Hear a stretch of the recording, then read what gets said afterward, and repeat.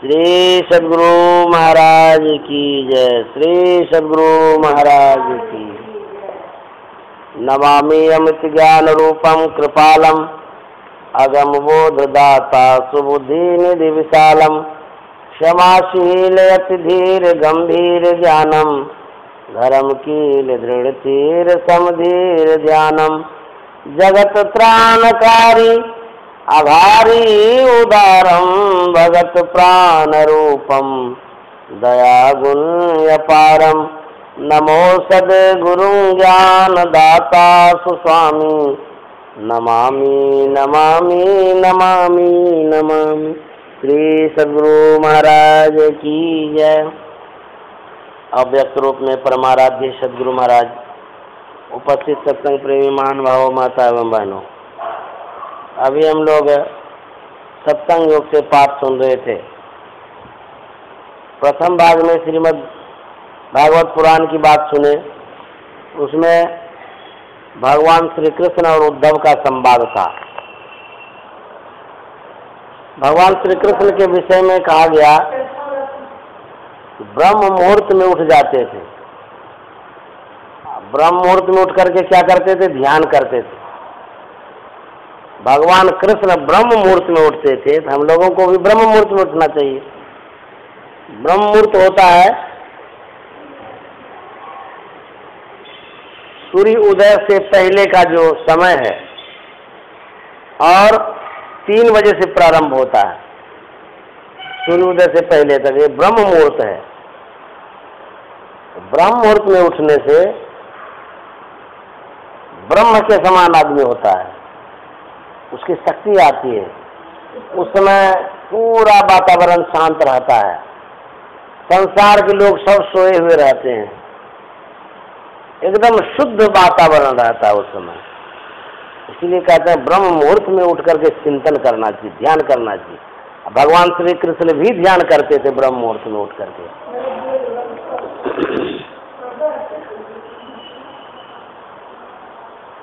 और कहते हैं जब वो ध्यान करते थे तो उसका रोम रोम खिल उठता था आनंद से, बहुत प्रसन्न चित्त हो जाते थे वो ध्यान के समय। और उद्धव भगवान श्री कृष्ण से प्रश्न करता है कि भगवान मैं आपका किस तरह से ध्यान करूं। इसमें बतलाया गया है,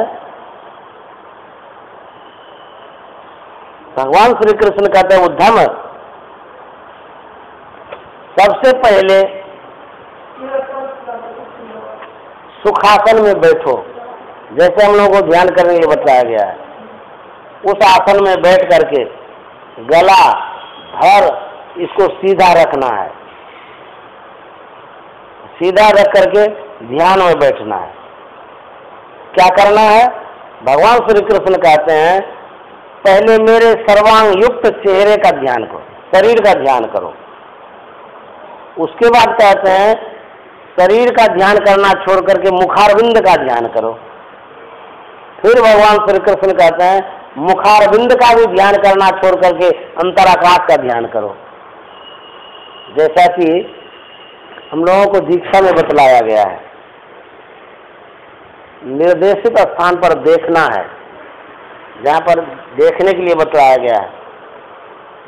जब वहां देखेंगे तब क्या होगा? सभी जगह से अपनी वृत्तियों को समेट करके जब अंतराकाश में देखेंगे तो वहाँ रोम रोम खिल जाएगा, बहुत आनंद लगेगा, बहुत सुकून लगता है ध्यान करने में। वहाँ पर अंतराकाश में और बहुत चीज़ों की उपलब्धि होती है। जब दृष्टि टिकती है, केंद्रित होती है, तो गुरु महाराज कहते हैं घोड़ का तार दिखाता है।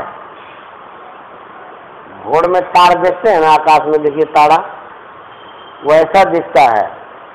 फिर क्या दिखता है? चंदा उगत उदय हो रवि हो, चंद्र दर्शन होता है। जैसे सौर मंडल में सूर्योदय होने से उसकी उष्मा से हम लोग विभूषित होते हैं। सूर्य की जो गर्मी है, गर्मी का एहसास करते हैं ना, पूरे संसार को गर्मी प्रदान करती है, सूर्य प्रकाश प्रदान करती है। उसी तरह से जब चंद्रोदय होता है रात्रि में, उसमें इतनी शीतलता है, इतनी शीतलता है कि जितनी दिन की गर्मी है सब दूर हो जाती है। आकाश में बैठ करके देखिए रात में कितना ठंडा लगता है। ठंडा कौन प्रदान करता है? चंद्रमा। चंद्रमा उदय होने से शीतलता महसूस होती है और सूर्य उदय होने से गर्मी महसूस होता है। तो जब चंद्र उदय होता है ठंडा लगता है, उसी तरह से जब साधक अंदर में चंद्र का दर्शन करता है उसको भी शांति का एहसास होता है, बहुत शीतलता महसूस होती है। उनके शरीर में इतनी शीतलता हो जाती है, इतना शरीर शुद्ध हो जाता है, उनके शरीर में सांप लिपट जाता है। जैसे चंदन के गाछ में सांप लिपटता है ना, उसी तरह से साधक के शरीर में भी सांप लिपट जाता है। हाँ, इतना शुद्ध हो जाता है, इतना शीतल हो जाता है शरीर, सांप लिपटता है शरीर। सांप को बहुत अच्छा लगता है। जैसे चंदन गाछ के पास सांप पहुंच जाता है, पता चल जाता है उसको, उसी तरह से साधक के पास सांप ही नहीं बहुत कुछ आता है। कभी भी जब शरीर शुद्ध हो जाता है तो कभी भी आ जाएगा, सांप लिपट जाएगा, उसको डर नहीं लगता है साधक से। बाघ भी आ जाएगा, सिंह भी आ जाएगा, विविध प्रकार का जानवर आ जाएगा, अच्छा लगता है उसको निकट आने। जैसे मान लिया जाए बहुत ठंडी है, बहुत ठंडी पड़ गई है, आप थोड़ा सा आग जला दीजिए सड़क पर, जो कुत्ता ठिठुर रहा है देखिएगा गर्मी के कारण धीरे धीरे वहां सट जाएगा। अच्छा लग रहा है ना, इसीलिए सटता है। उसी तरह से संसार में जो जीव जंतु है दैहिक दैविक भौतिक इन तापों से संतप्त हो रहा है, जल रहा है, अग्नि लगी हुई है शरीर में। जैसे ही वैसे साधु महात्मा के पास जाते हैं उसको एहसास होता है शीतलता का, बहुत अच्छा लगता है। साधु महात्मा के पास जाकर के क्यों अच्छा लगता है? उनका शरीर शुद्ध रहता है, मन शुद्ध रहता है, उनके भीतर में शीतलता रहती है। हम लोगों के अंदर में काम है, क्रोध है, लोभ है, मोह है, इसकी गर्मी है भीतर में, हम लोग जल रहे हैं, तप रहे हैं, व्याकुल हो रहे हैं। जैसे करीब जाते हैं मन करता है कि उसका चरण पूरा छू लें, माथा के चरणों में पटक दें, वहीं पर बैठे रहें, उनकी कुछ वाणी सुनते रहें। उनकी वाणी में भी मिठास है, शीतलता युक्त मिठास है, बहुत अच्छा लगता है। जैसे सांप को बीन बाजा सुनाइए, नाचने लग जाएगा सांप। उसी तरह से हम लोगों का जो मन है वो पवित्र है, विषयासक्त है, विषैला हो गया है। जैसे ही साधु महात्मा का वाणी सुनते हैं देखिए एकदम अच्छा लगता है, विभोर हो जाते हैं सुनते सुनते। इसीलिए सांप भी सकता है, सांप को बहुत शीतल लगता है। एक कोई साधिका थी, ध्यान कर रही थी, उनके शरीर में सांप लिपट गया था। ऐसा क्यों हुआ? जबकि आदमी देख करके सांप डरता है, भागता है, लेकिन वो जो व्यक्ति होता है जो साधना करते हैं उसके अंदर में शीतलता आ जाती है। वही भगवान श्री कृष्ण कहते हैं जब ध्यान करते हैं तो रोम रोम खिल जाता है आनंद से। जैसे संसार की विषय वस्तु को प्राप्त करके सांसारिक लोग आनंदित होता है, बहुत कीमती चीज दे दीजिए भेंट, इतनी खुशी होगी, कहेंगे हम तो खुशी में पागल हो गए, इतनी खुशी हमको मिल रही है, क्या आपने भेंट दिया, गजब का, कहना ही क्या, हम कैसे आपको व्यक्त कर सकते हैं, नहीं बोलते हैं। उसी तरह से साधकों की भी होती है, बहुत प्रसन्न हो जाता है, खुश हो जाते हैं वो, इतनी प्रसन्नता की कहा नहीं जा सकता। संसार के लोगों को विषय वस्तुओं में प्रसन्नता होती है, लेकिन साधु महात्माओं को निर्विषय तत्व मिलने से प्रसन्नता होती है। जितनी प्रसन्नता सांसारिक वस्तुओं में मिलती है उससे कितना गुना ध्यान करने के बाद मिलता है उसका वर्णन नहीं हो सकता है। लेकिन उस रस का चस्का लगे तब तो गुरुदेव कहानी कहा करते थे, दो चींटी थी, दोनों सखी थी, एक नमक पहाड़ पर रहती थी, एक मिश्री पहाड़ पर रहती थी। तो नमक पहाड़ वाली ने आमंत्रण किया मिश्री पहाड़ वाली को कि तुम मेरे पास आओ। ये बेचारी चली गई नमक वाली के यहाँ। तो नमक वाली के यहाँ जो गया, मन में सोची थी वहां जाएंगे, पता नहीं क्या खिलाएगा, कैसे खिलाएगा। तो उसको नमक दिया खाने के लिए, तो उसको बड़ा खड़ा लगा, अच्छा नहीं लगा। उन्होंने कहा आपने जो खाने के लिए दिया हमको अच्छा भी नहीं लगा। तो सोचने लगे क्या हो गया, क्यों अच्छा नहीं लगा, तो नमक तो खड़ा होता है। फिर ये भी आमंत्रित कर दिया, आइए आप भी मेरे यहाँ आइए, फ्रेंड है तो क्यों नहीं आमंत्रित करेंगे। चींटी वाली फ्रेंड है, आमंत्रित कर दिया। तो नमक वाली सोची कि हम जा रहे हैं उनके यहाँ, कब पहुँचेंगे नहीं पहुँचेंगे, इसलिए थोड़ा सा डली ले लेते हैं नमक का मुंह में, भूख लगेगी दिखाते रहेंगे।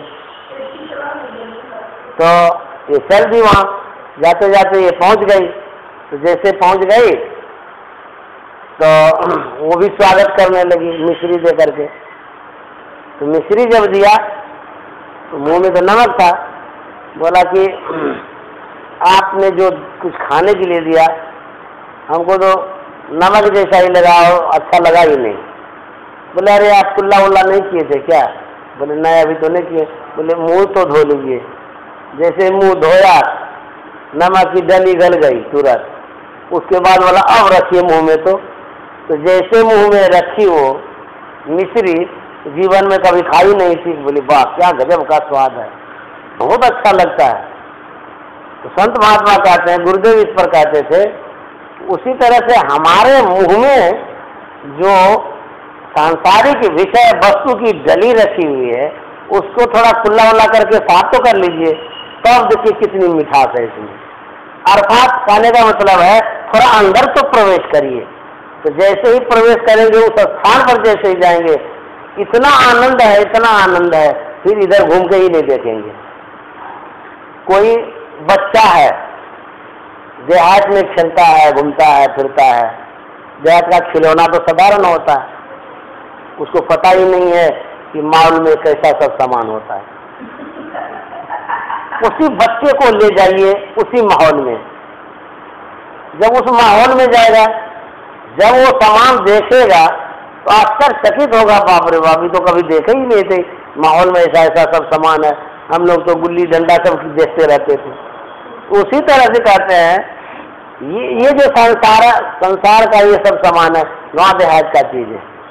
जैसे ही भीतर प्रवेश करेंगे वहाँ माहौल है, माहौल है, वहाँ तो सामान सजा हुआ है। एक बार यदि जाएंगे तो लौट के भी ले आएंगे, क्योंकि सब सुविधा है उसके अंतर्गत। क्या चीज नहीं है वहाँ, सब चीज है, खाना पीना सोना उठना सब माहौल में है। उसी तरह से कहते हैं जो भी सिया संतन तजी मूढ़ता लपटात जौनर डारत भमन करी स्वान स्वाद सौ खात। संत महात्मा कहते हैं जिस विषय का परित्याग संतों ने किया है, कैसे किया, जैसे कोई कह कर देता है, उल्टी कर देता है, वो अखाद्य पदार्थ जब स्वान के पास जाता है या स्वान उस पदार्थ के पास जाता है और स्वाद से उसको ग्रहण करता है, खाता है। यदि हम खड़े रहेंगे तो घृणा हो जाएगी, देखिए ये राम कैसे खाता है। ये तो किसको घृणा होती है? ज्ञानवान आदमी को घृणा होती है, अज्ञानी जो स्वान है उसको घृणा नहीं होती है। उसी तरह से संत महात्मा कहते हैं जब हम लोगों को ज्ञान हो जाएगा तब इस सांसारिक नश्वरता से विरक्ति आएगी, तब दूर होंगे, अलग होंगे। और जब तक ज्ञान नहीं होता है तब तक समझते हैं बहुत अच्छा है, यही अच्छा है। तो वही भगवान श्री कृष्ण कहते हैं जब ध्यान करते हैं तो बहुत आनंद आता है। उसके बाद कहते हैं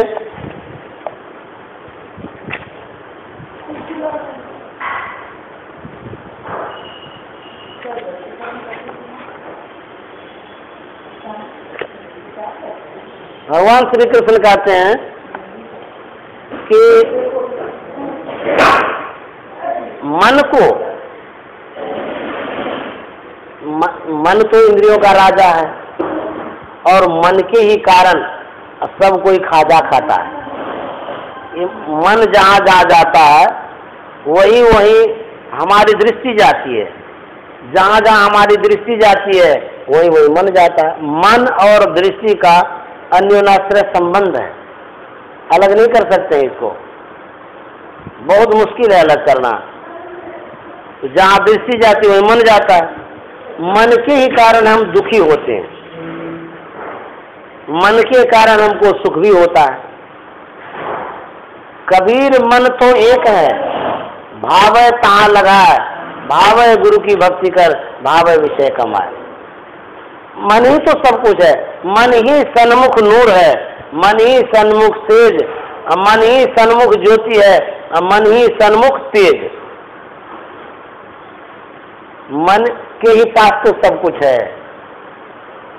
इस मन को यदि हम बहिर्मुखी करते हैं, यही मन दुखदायी बन जाता है। यदि इसी मन को हम अंतर्मुखी करते हैं, यही मन सुखदायी हो जाता है। ये मन जहाँ जहाँ जाता है वहाँ वहाँ इनकी आसक्ति हो जाती है, लगाव हो जाता है। तो मन जाता कब है? जब हमारी दृष्टि जाती है तब मन जाता है। जैसे मान लिया आप किसी दृश्य को देख रहे हैं, तो पहले देखे तब तो मन वहाँ गया।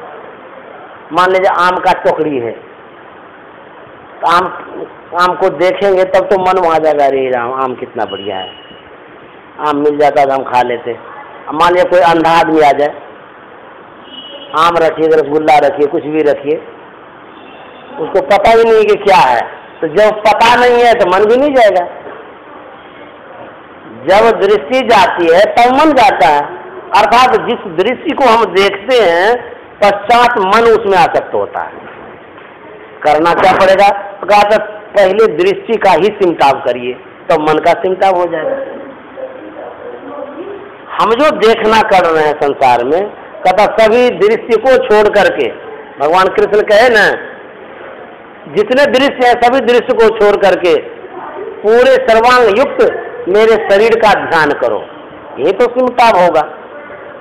कितना संसार में दृश्य है सबको कहता छोड़ दो। कितना देखोगे, किस लिए देखोगे? देख करके क्या करोगे? कहता सबको छोड़ दो, मेरे शरीर का ध्यान करो। तो मान लो सब कुछ जब छूट जाएगा, जहां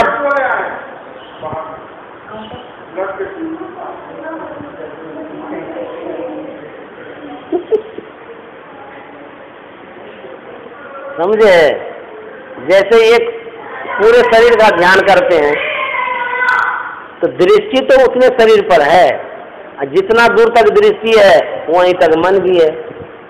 फिर भगवान कृष्ण बोले कि मेरे मुखारबिंद का ध्यान करो। अब मुखारबिंद का जब ध्यान करेंगे, मुखारबिंद को देखेंगे तो दृष्टि भी तो उतने दूर में है और मन भी उतने दूर में है। फिर कहता शून्य का ध्यान करो।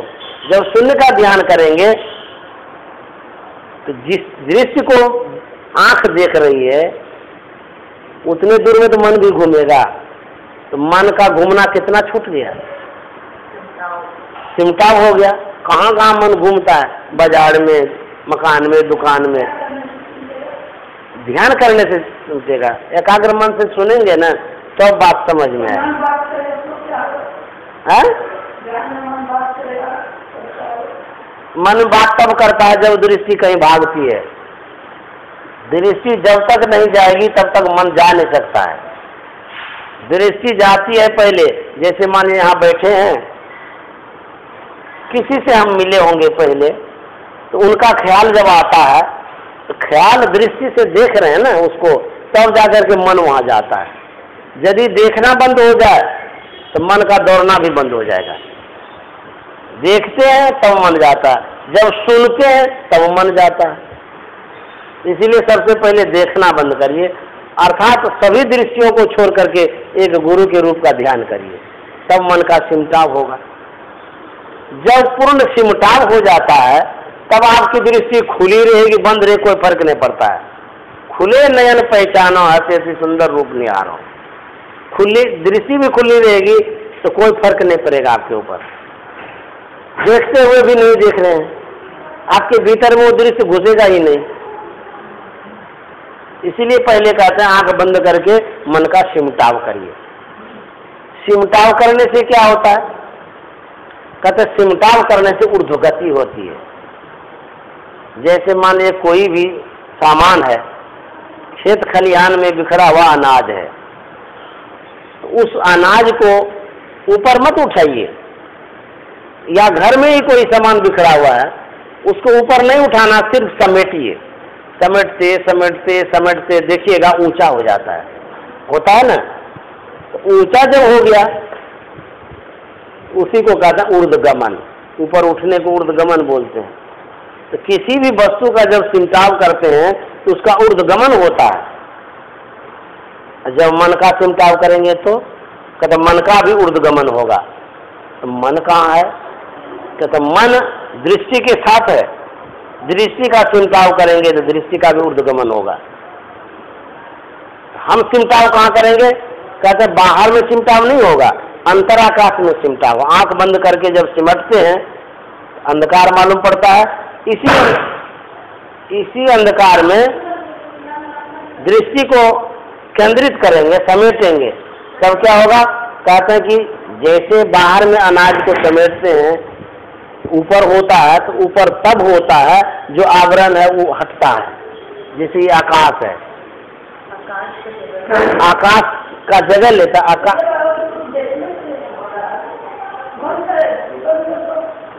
है? हाँ,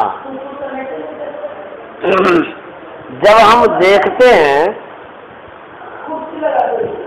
देखिए संत महात्मा का जो बात होता है बहुत सांकेतिक होता है, बहुत सूक्ष्म होता है, बहुत गहन का होता है। बताते हैं आपका बात। जैसे आप बोले कि वहाँ देखने बोल रहे हैं तो समेटना क्या हुआ? जैसे हमारा ख्याल संसार में लगा हुआ है, तो पसरा हुआ है ना। यदि एक जगह हम लगाते हैं तो वह पसरा हुआ मन जब एक जगह आता है, इसको समेटना बोलते हैं। ये तो समेटना है। कोई स्थूल चीज है थोड़ा पकड़ के लाएंगे, बाहर में जो पसरा हुआ है जब एक जगह हम देखने लग जाते हैं तो उस वहां से हट करके एक जगह जब आ जाता है तो मन का समेटना ये हो गया। इसी को सिमटाव बोलते हैं। यही समेट में हो गया। जैसे हम अपने शरीर को समेटते हैं तो ये एक चीज नहीं है कि कोई चीज है उसको समेटेंगे। बाहर में जो मन लगा हुआ है, ख्याल आपका जहां जहां गया है, उस ख्याल को यदि एक जगह करते हैं तो यही समेटना हुआ। क्यों? इसी को समेटना बोलते हैं। और कुछ समेटना हाथ से कुछ नहीं होगा। एक जगह जो स्थिर कर दिए, बाहर जहां जहां था वहां से वो हट गया तो समेटा हुआ हो गया, सिमटाव हो गया। अब क्या होता है? कहते आवरण भेदन होता है। हम आकाश को भेदते हैं, आकाश मिलता है हमको, अंतराकाश को पहले भेदते हैं। अपने से कुछ नहीं करेंगे, अपने हो जाता है, स्वाभाविक है। ये नहीं कहिएगा कि भेदेंगे कैसे। जैसे मन का जब सिमटाव होता है, जब मन समेटते हैं, दृष्टि जब केंद्रित होती है तो अपने ये अंधकार जो है फटता है, अंधकार फट जाता है। गुरु महाराज कहे ना, अंधकार फट जाता है।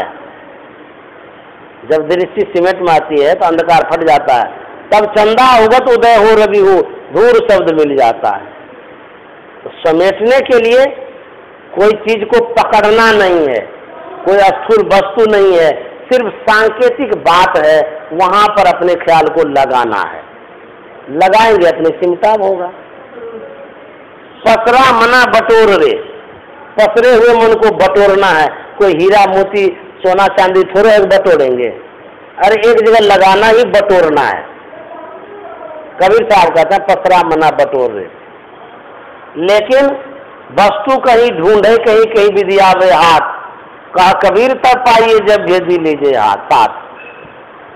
वस्तु कहीं है, वस्तु का मतलब जो गुरु निर्देशित स्थान है, उस स्थान पर जब लगाएंगे मन को, तब तो वस्तु की प्राप्ति होगी। और जहां तहां लगाएंगे तो फिर गड़बड़ हो जाएगा। एक बूढ़ी माता जी थी, वो बेचारी दिन भर काम करते करते शाम को घर आई और उनके मन में हुआ कि मेरी साड़ी फट गई है, दिन भर तो समय नहीं मिला, अभी मैं जाती हूँ सुई लेकर के आऊंगी, अभी ये सी लूंगी। संध्या बेला में हो गई दुकान, तब तक मैं अंधकार जैसा होने चला था। दुकान में बोले कि मुझे सुई दीजिए, तो सुई दे दिया उसको, लेकर के आ रही थी, हाथ में सुई थी। एक जगह अंधकार के कारण गड्ढा में पैर वो लटपटा गया और सुई गिर गई। तो वो क्या की, सड़क पर जहाँ रोशनी हो रही थी, म्यूनिसिपैलिटी का होता है ना रोशनी, पोल के पास वो चली गई और घूमने लगी, सुई खोजने लगी। कोई सज्जन आ रहे थे, बोले माता जी क्या हो गया आपको, क्या खोज रही हैं? बोले बेटा क्या कहेंगे, मैं अभी सुई लेकर के आ रही थी और अभी सुई गिर गई, वही खोज रही हूँ।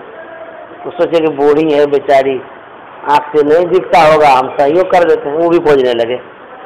दूसरा आदमी आया, बोले कि क्या आप लोग कर रहे हैं? बोले कि माता जी की सुई खो गई है, वही खोज रहे हैं, तो वो भी खोजने लगे। तीसरा आदमी आए तो बोले क्या कर रहे हैं आप लोग? बोले माता जी की सुई खो गई, वही खोज रहे हैं, वो भी खोजने लगे। चौथा आदमी आया, बोले कि इतना इतना आदमी कितना देर से क्या कर रहा है, समझ में नहीं आता। बोले क्या कर रहे हैं आप लोग? बोले कि सुई खोज रहे हैं। बोले इतना देर से सुई खोज रहे हैं, अभी तक नहीं मिल रहा, कहाँ पर सुई गिरी है?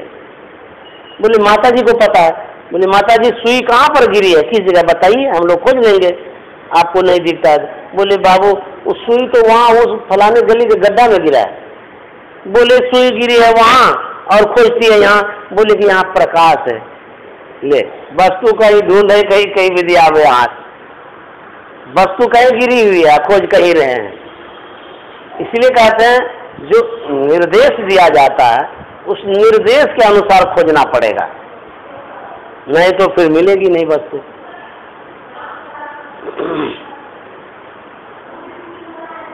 संत राधा स्वामी साहब कहते हैं, क्या सोबत गफलत, गुरु महाराज कहते हैं, क्या सोबत गफलत के मारे जाग जाग मन मेरे, यह धन धाम कुटुंब कबीला सब स्वार्थ के चेहरे। राधा स्वामी साहब होता है, क्या सोवे जग में नींद भरी, उठ जागो जल्दी भोर भई, पंथी सब उठ के राह लई, तू मंजिल अपनी बिसर गई। संत गुलाब साहब कहता है, उलट देखो घट में ज्योति पसार, बिन बाजे तय ध्वनि सब होवे, जगस कमल कचनार। उलट करके तो देखिए, उलटना मतलब सिरासन नहीं करना है, अपनी वृत्तियों को, अपने ख्यालों को अंतराभिमुख करना है। हमारी जो दृष्टि बाहर भाग रही है उस दृष्टि को केंद्रित करना है, उलट करके देखने के लिए कहते हैं। इस नगरी में तिमिर समाना, भूल भरम हर बार, खोज करो अंतर उजियारी, छोड़ चलो नो द्वार। किस नगरी में? इस शरीर रूपी नगर में कहता अंधकार ही अंधकार है, तिमिर मन अंधकार। जब तक अंधकार में रहते हैं भूल भरम हर बार, भूल भी होगी अब भरम भी होगा, अज्ञानता रहेगी। और जैसे ही प्रकाश में जाएंगे सब भूल भरम दूर हो जाता है। मान लिया जाए कमरा अंधकार में हो, आप उसमें चल रहे हैं, मन में भय भी होता है, हो ना हो कहीं ठोकर लग जाए तो, लग भी जाता है अंधकार में चलने से, चोट लग जाती है, कोई कील है गिर जाता है, अब डर भी लगा रहता है मन में। अब प्रकाश हो जाए तो कोई डर भी नहीं, तब तो देख रहे हैं कि यहाँ ये चीज है वहाँ वो चीज है। एक आदमी था अपने कमरे में खाट पर बैठा हुआ था,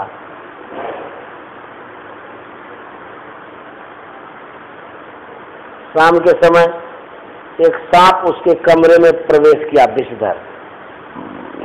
वो आदमी देख लिया सांप को, अंदर आ रहा है सांप, जैसे ही गेट के अंदर आया कि बिजली गुम हो गई, अब वो तो छटपटाने लगा, अरे राम ये क्या हो गया, सांप घुस गया भीतर में, भागना चाहिए कमरे से। अब मन में होता है कि आगे से भागेंगे कहीं वही हो, फिर बाएं तरफ सोचते कहीं यही आ गया हो, तो दाएं तरफ भागना चाहता, मन में होता यही हो तो। अब जिधर वो जाना चाहता उधर ही उसके मन में लगता है कि यही सांप होगा, सांप तो एक ही जगह होगा कहीं। अंधकार के कारण उसको इतना भ्रम होता है, थर थर कांप रहा है, और जिधर भागना चाहता उधर लगता है सांप होगा। देखा एक बिजली आ गई, बिजली आते ही देखा कि सांप उस कोने में है, उस कूद के भाग गया। तो भ्रम और दुख कब दूर हुआ? जब प्रकाश हुआ। उसी तरह से हमारे अंदर में जो अज्ञानता अंधकार है, अंधकार जब दूर होगा तब हमारा दुख दूर होगा। उसी दुख दूर करने के लिए गुरु महाराज ने साधना बतलाई है। जब तक ध्यान नहीं करेंगे तब तक दुख दूर नहीं होगा। मन का सिमटाव करिए, मन को केंद्रित करिए।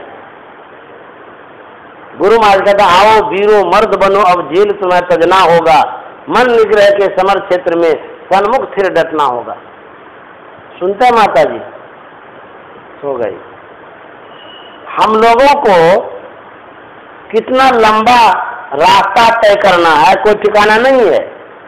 लंबा मार्ग दूरी घर, बहुत दूर जाना है, और हम लोग इसी जगह अटके हुए हैं, लटके हुए हैं, भटके हुए हैं, संसार के संभाल में लगे हुए हैं। और जाना कितना दूर है? बहुत दूर है। संसार की जो दूरी है वो समझ लिए बहुत कम दूरी है। कोई भी व्यक्ति आज तक यह नहीं कह सकता है कि संसार के एक कोने से दूसरे कोने तक मैं चला गया हूं। कोई नहीं कह सकता, न गया है न जा सकेगा। है इतिहास में ऐसा? कोई गया है एक दूसरे से दूसरे कोने तक? नहीं गया है। तो संसार की जितनी दूरी है उस दूरी को भी आप तय नहीं कर पा रहे हैं। अरे अपने देश में ही तो सब जगह नहीं घूम पा रहे हैं। देश को तो छोड़िए, रायपुर में रह रहे हैं, रायपुर का कोना कोना गए हैं कभी? आधी उम्र हो गई है, कोना कोना भी नहीं गए हैं। ये रायपुर की बात है, पूरा देश का तो कहना ही क्या है। तो यहाँ एक जिले की हो या एक राज्य की हो या एक देश की हो, इसकी जितनी दूरी है उस दूरी को भी आप तय नहीं कर पाए हैं। तो भीतर की जो दूरी है उसकी दूरी कब करेंगे तय? कब चलेंगे भीतर में? कब प्रवेश करेंगे? बहुत लंबा मार्ग है। एक संसार क्या, लख लख आकाशा लख लख पताला। अब बुझिए कितना दूर है, कितना दूर जाना पड़ेगा। इसीलिए संत महात्मा कहते हैं अभी उठिए, अभी चलिए, भीतर में बहुत दूर जाना है। इसीलिए संसार की संभाल में मत लगिए, संसार संभालने वाला बहुत है। संसार बनाने वाले परमात्मा हैं, हम कौन बनाने वाले हैं? हम लोग सजाते हैं, संवारते हैं, क्या क्या नहीं, विविध तरह का साज सज्जा करते हैं घर में। अरे इस संसार को क्या सजाना है? अपने शरीर रूपी संसार को तो सजाइए, कितनी सुंदरता बढ़ जाएगी। यदि शरीर रूपी संसार को सजाएंगे, सज करके जाएंगे कहाँ? परमात्मा के पास। वहां जाएंगे तो आपकी शोभा भी बढ़ेगी। अब संसार को बनाने के फेर में लोग आता है, संसार बनाते बनाते शरीर छूट जाता है, बन ही नहीं पाता है। जब से होश संभालता है, घर बनाएगा, मकान बनाएगा, दुकान बनाएगा, दुकान पर दुकान बनाएगा, व्यापार पर व्यापार बढ़ाएगा, उसके बाद सगे संबंधी मित्र दोस्त ये सब बनाना शुरू करेगा। शादी विवाह बच्चा कच्चा छह में सब होते रहेगा। इतना बनाने में लग जाता है, बनाते बनाते बनाते दांत झड़ जाता है, आंख से दिखता नहीं है तब भी नहीं छोड़ता है। पहले अपना बनाता है और फिर सपना बनाता है। तो कहते बाहर में क्यों बनाने के फेड़ में लगे हैं? अरे अपने अंदर में बनाइए, अपने अंदर में बनाएंगे तो आपको काम में भी आएगा। मान लिया सड़क पर कुछ बनाना शुरू कर दिए तो किस काम में आएगा वो? भगा देगा वो लोग सब, कहेगा यहाँ से भागी, यहाँ क्यों बना रहे हैं। ये संसार में कुछ भी बनाना समझिए सड़क पर बनाना है, बिना मतलब का बनाना, बिना काम का बनाना। रहने के लिए कैसे बनाएंगे? रहने के लिए तो चिड़िया भी रह लेती है, नहीं रहती है? घोड़ा गधा बैल भी रह लेता है। एक महात्मा थे, उनके पास 2 टोकरी थी। एक जब वो जाते थे दोनों टोकरी माथे पर लेकर के जाते, और जहां वो रुकते थे टोकरी रख देते थे, उस टोकरी में वो बैठ जाते थे और दूसरी टोकरी ओढ़ लेते थे ऊपर से। बस वही उसी में ध्यान करते थे, उसी में सोते थे, उसी में बैठते, वही उनका घर था। चलता फिरता घर हो गया। तो बुझिए, तो वैसे भी तो जीवन उनका बीत रहा है। कहने का मतलब ये है, हम इस सुख सुविधा में साधना को नहीं भूल जाए। यदि सुख सुविधा में ही लगे रहेंगे, साधना छूट गई, तो यह जो भी साधन है, जो भी प्रबंध आपने किया है, वो तो यही रह जाएगा साथ में। इसीलिए साधु महात्मा सबसे विरक्त हो जाता, अलग हो जाता है। कौन लफड़ा करता है? बनाता भी है आश्रम तो अनासक्त रहता है, हमारा क्या लगा है, अरे भगत का पैसा लगा है, डूबे कि उगे। रहेगा आश्रम तो भगत का, नहीं रहेगा तो भगत का। हम लोगों को कोई उतना थोड़ा आसक्ति है कि इतना हम कमा रहे हैं, इसमें रुपया लग रहा है। गृहस्थ लोग कमाता है तो उसको मोह भी होता है, एक पसीना का कमाई का घर बनाए हैं, टूटने नहीं देंगे। इतनी आसक्ति हो जाती है उस घर के कारण, उसको दुख भी होता है। हम लोगों को कोई दुख नहीं, मान लिया जाए लग जाएगा 50 लाख लग जाएगा, किसका लगेगा? लगेगा भगत का लगेगा, हमारा क्या है? रहेगा तो जो सामाजिक लोग हैं, जो समाज के आदमी हैं, अपना भोगेगा। छोड़ने के समय में भी मोह नहीं होगा, बनाने के समय में भी उतना मोह नहीं है। बनेगा तो ठीक है, नहीं बनेगा ठीक है। ऐसे ही कहते हैं रहना चाहिए, अपना काम करिए, आपन काज संवारू रे। अपना काम क्या है? गुरु महाराज कहते हैं, सार कार्य का निर्णय करके धर चेतन धारा पिंड के पाड़ा दसम द्वारे का, नित्य प्रति सत्संग कर ले प्यारा, तेरा कार सरेसा। अपना काम क्या है? कहता धर चेतन धारा, अपनी चेतना को केंद्रित करना है। हमारा जो ख्याल भटक गया है उसको एक जगह लगाना है, ये अपना काम है, निज काम है। जितना काम आप करते हैं शरीर के लिए करते हैं, शरीर सुख के लिए करते हैं, आत्मा के लिए नहीं करते हैं। खाते हैं शरीर के लिए, सोते हैं शरीर के लिए, पहनते हैं शरीर के लिए, घर बनाते हैं शरीर के लिए, परिवार का पालन पोषण शरीर के लिए, शरीर के लिए न करते हैं। और हम शरीर से पड़े हैं, शरीर यही रह जाएगा हमारा, हम शरीर छोड़ के जाएंगे। तो संत महात्मा कहते हैं शरीर सुरक्षित रखना है, इतना तो करना ही पड़ेगा। उसके बाद क्या करना? इसी सुरक्षित शरीर से साधना करनी। अपना काम है साधन भजन करना। तो संतों की यही सीख है कि साधन भजन करना चाहिए, शरीर को सुरक्षित रखते हुए। और शरीर की सुरक्षा में ही जीवन बिता दिए तो इतना सुंदर शरीर मिट्टी में मिल जाएगा, कीड़ा मकोड़ा खाएगा, कहते ये बेकार हो जाएगा, एक न एक दिन तो छूटेगा ही शरीर। भूल गए हम संसार में। तो संत महात्मा याद दिलाते हैं क्यों भूले हुए, किस लिए भूले हैं, किस धन को इकट्ठा करने में भूले हैं। वह भूल तो धूल के समान है, आंख बंद होते ही धूल नहीं हो जाएगा, बेकार तो हो जाएगा। जीवन का आधार भौतिक संपदा है, आत्मा का आधार आध्यात्मिक संपदा है। भौतिक संपदा में ही जीवन नहीं बिताना है, जितना से आपका काम चल जाए उतना चाहिए। और हम लोग का बड़ा अहोभाग्य है, गुरु महाराज का जो यह ज्ञान है हम लोगों को सुनने को मिलता है। चेतना जागृत होती है, हम सचेत होते हैं, होश में आते हैं। कोई नशा में आदमी चूर रहता है, उसको जब होश आता है तब कहता है हम कहाँ थे।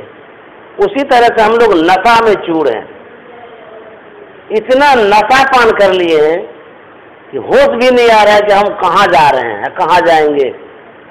बाढ़ आ गई है, बाढ़ के कारण जमीन कटती जा रही है, घर किनारे में है, अब बेखबर पैर पसार के सोए हुए हैं। अरे थोड़े ही देर में तो जमीन कटते करते घर कट जाएगा और डूब के मरेंगे। तो कहते हैं कि होश करिए, उठिए, होश कर चेतो सवेरे बचो ध्यान के दावरे। गुरु महाराज कहता होश करिए, चेतिए।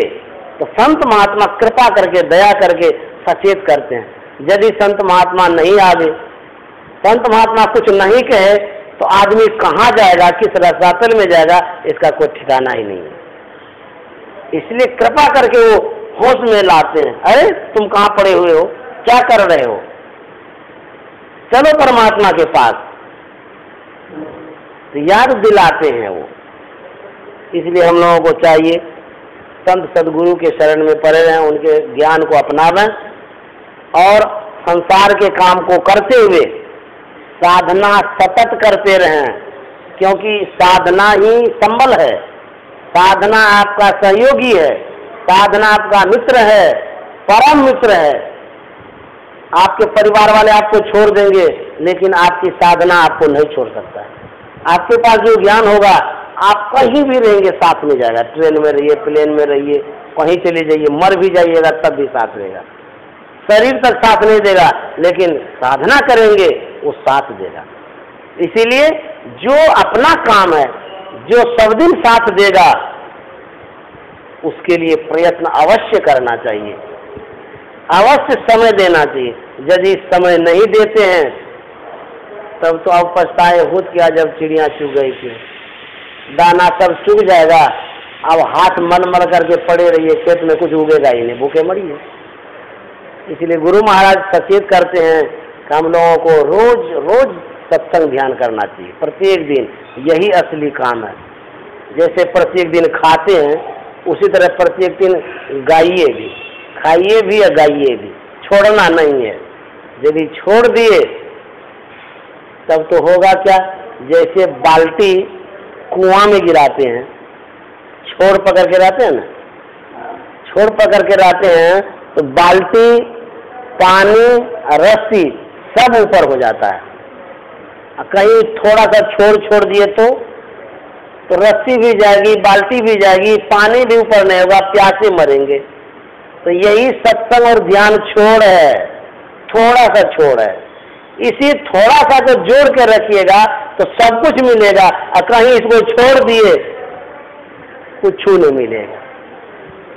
इसीलिए संत महात्मा कहता रोज जामन डालते रहिए, दही में, दूध में रोज जामन डालिए, रोज जमते रहेगा।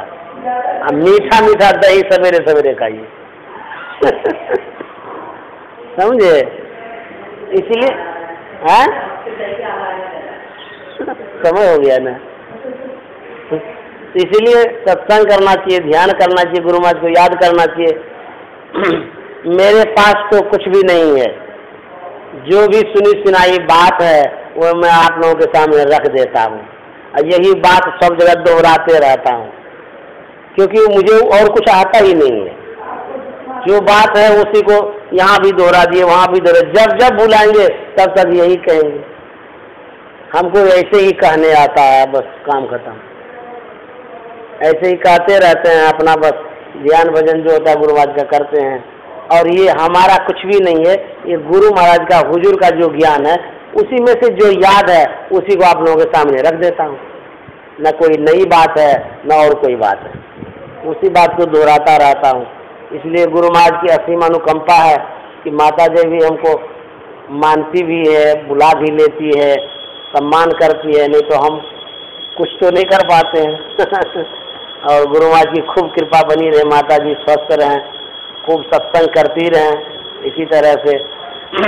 और भी हम लोग माता जी का शादी का सालगिरह मनाते रहें सब आकर के। तो सबके लिए गुरु महाराज से प्रार्थना, सब सुख आनंद में रहें, सबको शांति मिले, सब साधना करते रहें। श्री सद्गुरु महाराज की जय। आरती संग सत गुरु के की अंतर जोत हो तलक लीजे पांच तत्व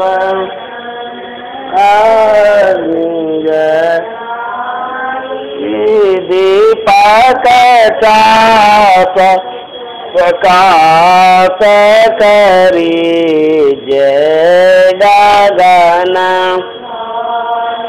रवि शशि फल फूला मूल कपूर कलश धर दीज अक्षत नव कारे मुकाल पोहपमाल हार गुही जैसे पान अन मिठाई चंदन धूप दीप सब चीज झलक मन मीन मजीरा मधुर मधुर धुनि मृदंग सुनि जय सर्व सुगंध उड़ी चली आकाश मधुकर कमल केली धुनि दीज निर्मल जरत घट माही देखत दृश्य दोष सब चीज आधर पार अमृत बही आवे कतमात द्वार अमर रस दीज पी पी होय सूरत मतवाली चढ़ी चढ़ी उमगिया मीरस